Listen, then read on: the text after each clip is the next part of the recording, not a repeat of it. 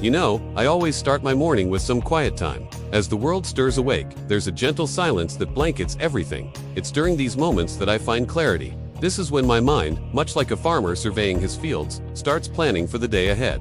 And it's in these early hours that I've realized something profound. Hard work is the cornerstone of our society. Without it, we wouldn't have roads, homes, or even food.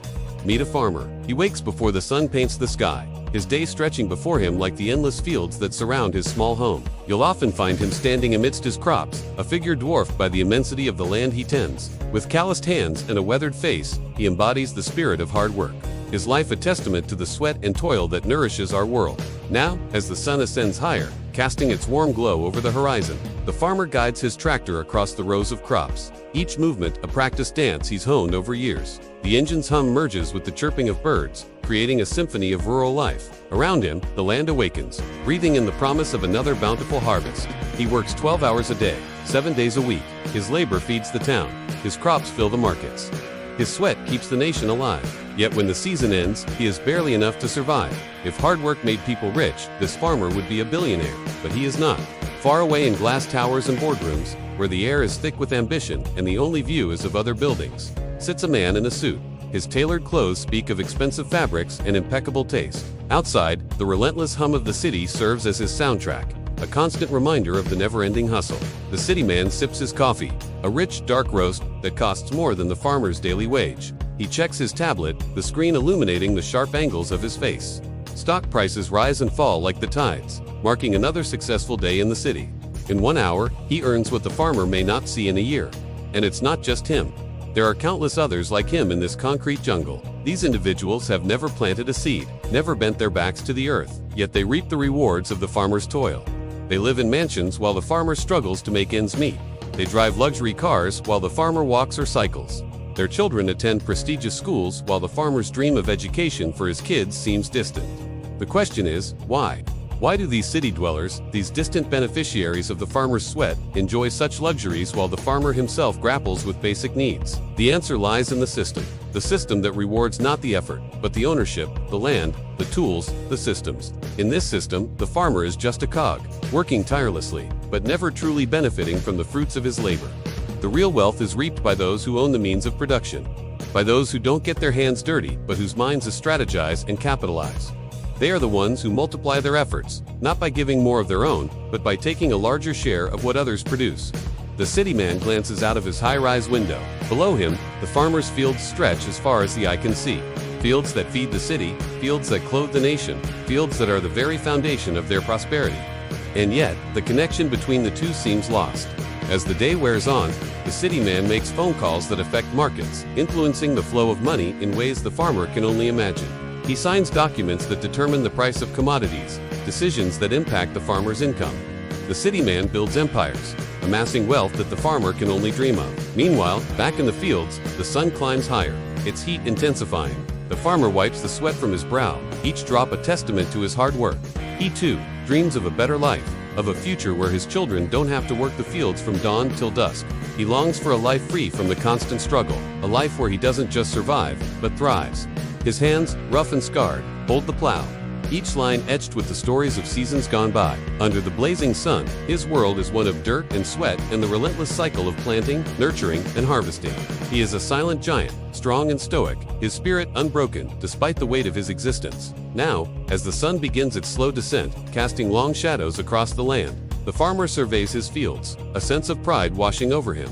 Despite the hardships, despite the challenges that seem to multiply with each passing year, he persists. He carries on because he has no choice. But what if he did?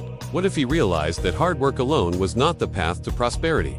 That the system was rigged against him? That the rules were written for someone else's game? Would he change his approach? Would he question the very foundation upon which he'd built his life? That's when the farmer begins to see it. He realizes he cannot escape poverty by working harder, only by thinking differently. Slowly, he starts to learn.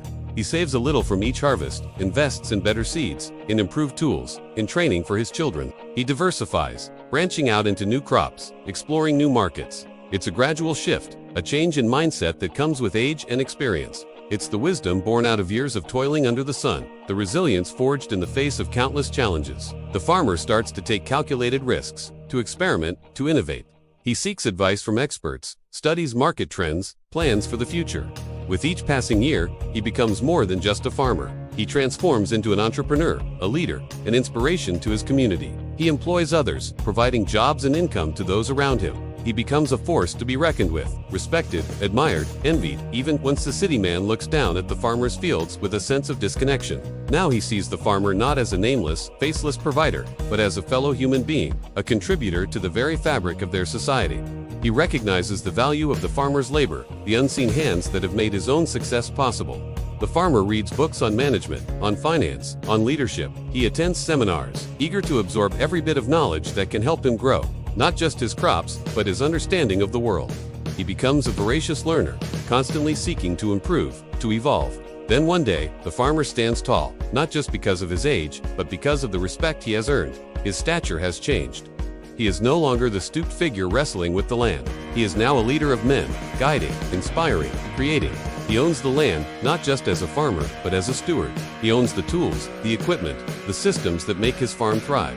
He owns the future. He has built an enterprise that provides stability, that offers growth, that ensures prosperity, not just for himself, but for his community. Now the farmer's legacy lives on. His children no longer work the fields as a necessity. They work because they choose to, because they love the land, not because they have to. The farm has become a heritage, a source of pride, a symbol of their father's hard work and wisdom. In the twilight of his life, the farmer looks back, his heart filled with gratitude. He has come full circle. He began as a laborer, toiling under the scorching sun. He worked tirelessly, not for personal gain, but for survival. He saved a little, invested in himself, diversified his crops, and took calculated risks. He educated his children, provided jobs to the community, and became a respected leader. He transformed from a simple farmer into a successful entrepreneur, all without compromising his values or betraying his roots. Now the city man, much older, wiser, steps out of his towering office.